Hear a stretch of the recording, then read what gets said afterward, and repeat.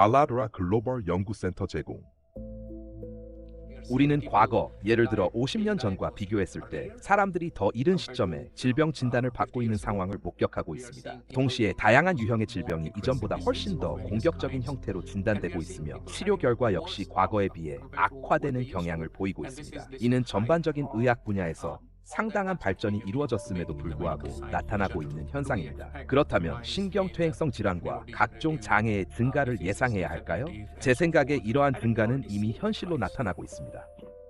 전 세계적으로 암 발병률이 증가하고 있다는 사실은 매우 충격적입니다. 이를 하나의 유행병이라고 부르는 것은 충분히 타당하다고 생각합니다. 현재 전 세계적으로 소아암의 발생률이 증가하고 있으며 과거에는 거의 관찰되지 않았던 훨씬 더 젊은 연령층에서도 암이 진단되고 있습니다. 즉 어린이와 청년층을 포함해 암에 걸리는 인구가 증가하고 있는 상황입니다. 이러한 현상은 흡연이나 음주와 같은 기존의 요인만으로는 설명되기 어렵습니다. 환경 속에 존재하는 또 다른 요인, 어떤 요소가 놀라울 정도로 빠른 속도로 암 발생을 유발하고 있는 것으로 보이며 그 상황은 점점 더 악화되고 있습니다. 이는 매우 심각한 문제입니다. 질병은 점점 더 이른 시기에 나타나고 있습니다. 오늘날의 세대는 부모 세대가 아직 건강했던 나이에 이미 질병을 겪고 있습니다. 더욱 심각한 것은 이들이 단 하나의 질환이 아니라 여러 만성 질환을 동시에 앓고 있는 경우가 많다는 점입니다. 현대 의학이 이처럼 발전했음에도 불구하고 어떻게 이러한 일이 발생하고 있는 것일까요? 전 세계적으로 빠르게 진행되고 있는 인간 건강의 악화 이면에는 지금까지 우리가 간과해온 어떤 숨겨진 요인이 존재하는 것은 아닐까요? 나노플라스틱, 생명에 대한 위협. 우리가 말하는 것은 미세 플라스틱입니다. 이는 육안으로는 볼 수 없는 아주 작은 입자들로 사람의 머리카락보다 훨씬 얇고 극도로 미세한 물질입니다. 분자 수준에서부터 전체 생태계의 규모에 이르기까지 미세 플라스틱을 이해하는 것은 생물권과 공중 보건을 보호하는 데 있어 매우 중요합니다. 이 문제가 인식되기까지 이렇게 오랜 시간이 걸렸다는 사실에 저 역시 놀랐습니다. 플라스틱 생산은 1950년대에 급격히 증가했습니다. 현재 전 세계의 연간 플라스틱 생산량은 대략 4억에서 5억 톤에 이르고 있습니다. 이 물질은 계속해서 전 세계 모든 생태계에 축적되고 있습니다. 그 영향은 인간의 삶에만 국한되지 않습니다.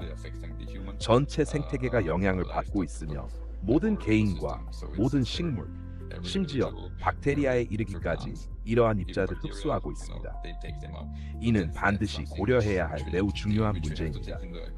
이 물질이 이제 가장 깊은 바다에서부터 가장 높은 산에 이르기까지 퍼져 있으며 과학자들이 조사한 거의 모든 생물 시료에서 발견되고 있다는 사실은 매우 우려스럽습니다. 또한 일부 집단에서는 상당한 비율로 존재하고 있습니다. 더 나아가 이것이 우리가 섭취하는 음식과 음료 그리고 우리가 호흡하는 공기 속까지 스며들고 있다는 점은 매우 심각한 문제로 받아들여지고 있습니다.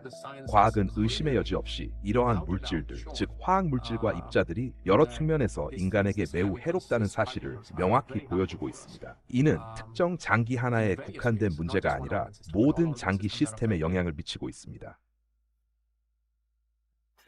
플라스틱은 오랫동안 진보를 상징해 왔습니다.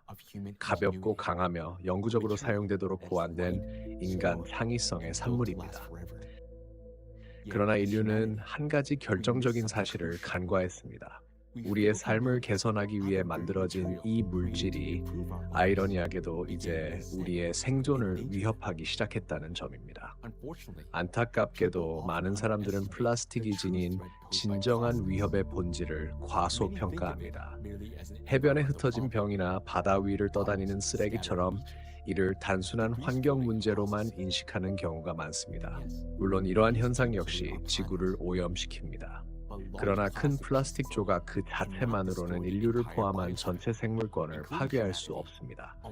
진짜 위협은 그것들이 결국 변하게 되는 눈에 보이지 않는 미세 입자들입니다.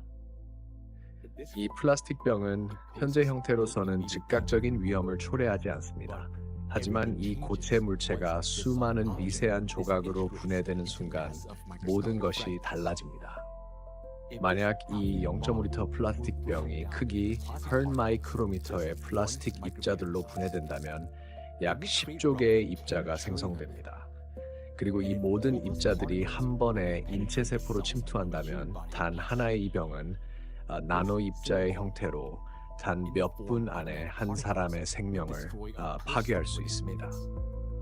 미세 플라스틱과 나노 플라스틱은 생명 그 자체에 대한 위협입니다. 여기서 말하는 생명이란 인간의 존재만을 의미하지 않습니다. 이는 전체 생물권의 생존과 직결된 문제입니다. 과학자들은 이미 오늘날에도 이러한 입자에 대한 노출이 건강 악화는 물론 나아가 전 인류에 걸친 신체적, 인지적 기능 저하로 이어지고 있다고 경고하고 있습니다.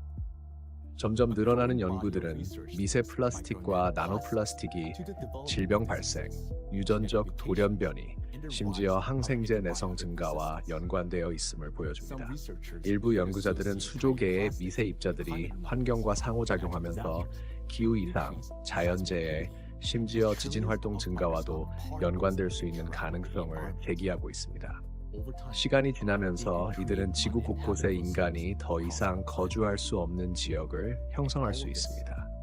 그리고 이 모든 파괴적인 과정은 이 플라스틱 병과 같은 물질이 미세 및 나노 입자로 분해되면서 시작되는 단순한 연쇄 반응에서 비롯됩니다. 이 다큐멘터리는 대규모 조사를 바탕으로 제작되었습니다. 제작진은 수백 편의 과학 연구와 수천 건의 사실을 분석하여 다음과 같은 핵심 질문에 답하고자 했습니다. 플라스틱은 왜 이토록 위험한가? 플라스틱 입자는 어떻게 생명의 근간 자체를 위협할 수 있는가? 그리고 인류에게는 아직 방향을 바꿀 기회가 남아 있는가? 오늘날 이 위협의 규모를 진정으로 이해하고 있는 사람은 수백 명, 아니 많아야 수천 명에 불과합니다. 이는 80억 인구의 세계에서 극히 미미한 수치입니다. 그러나 이 다큐멘터리를 통해 시청자는 현재 실제로 무슨 일이 벌어지고 있는지를 이해하는 소수의 사람들 중 하나가 됩니다. 본 작품은 나노 플라스틱을 연구하는 과학자들이 이를 가장 치명적인 위협이라고 부르는 이유와 그것들이 이미 우리의 미래를 어떻게 변화시키고 있는지를 다룹니다. 플라스틱은 생명 시스템 전반에 영향을 미칩니다. 우리는 지구상에서의 생명이 공룡시대 이후 그 어느 때보다 빠른 속도로 사라지고 있는 시대에 살고 있습니다. 현재 종의 멸종 속도는 자연적 멸종 속도보다 약 1000배나 높으며 이는 생물 다양성 손실의 관점에서 볼 때 인류 역사상 가장 파괴적인 시기 중 하나임을 의미합니다. 6번째 대멸종은 이미 진행 중입니다. 현대 사회는 과거 지구 생명체의 최대 90%를 사라지게 했던 생물학적 붕괴와 유사한 상황으로 빠져들고 있습니다. 과거의 전 지구적 재앙이 화산 폭발이나 운석 충돌에 의해 촉발되었다면 오늘날에는 새로운 요인이 이러한 자연의 힘에 더해졌습니다. 그것은 인간이 만들어낸 보이지 않는 적으로 모든 생명을 파괴할 수 있는 존재입니다. 플라스틱은 어디에나 존재합니다.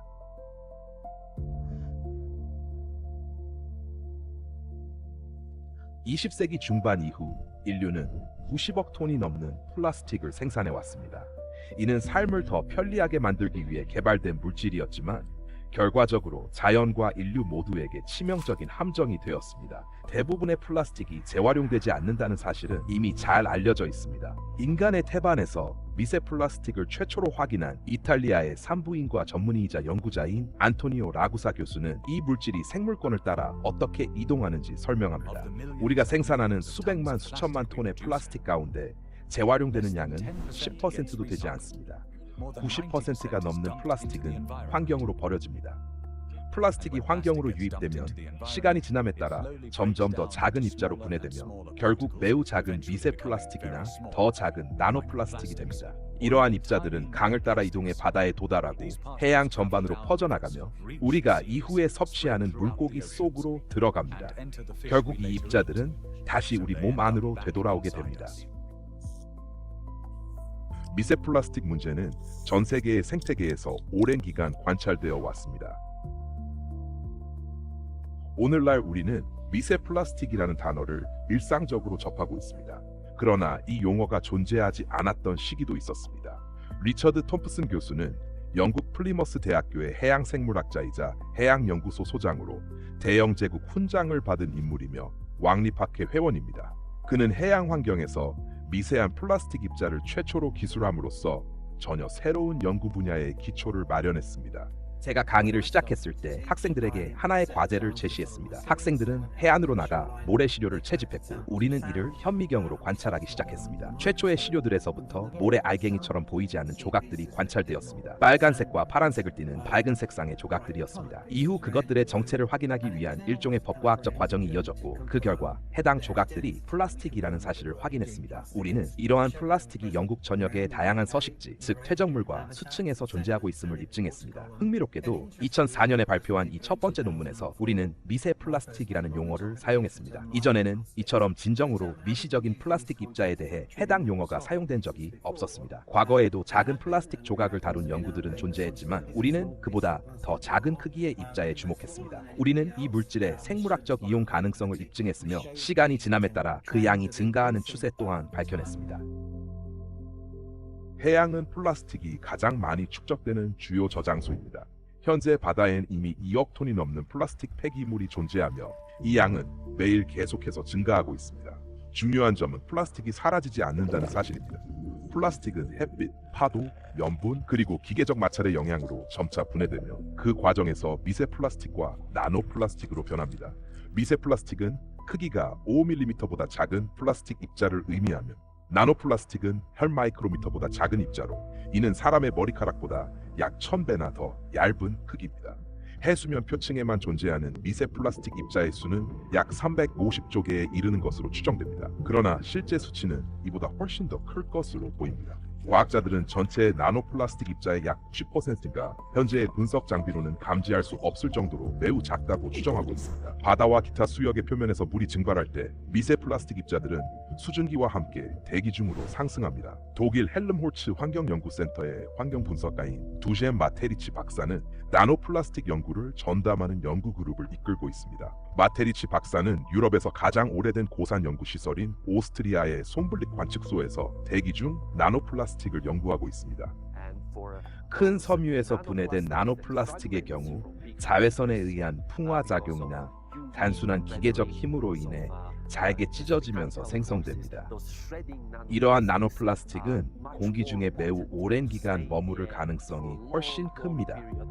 그 결과 이 입자들은 해발 3106m에 이르는 이곳까지 운반되어 도달하게 됩니다. 우리가 확인한 바에 따르면 모든 관측 지점에서 나노 플라스틱이 발견되고 있습니다.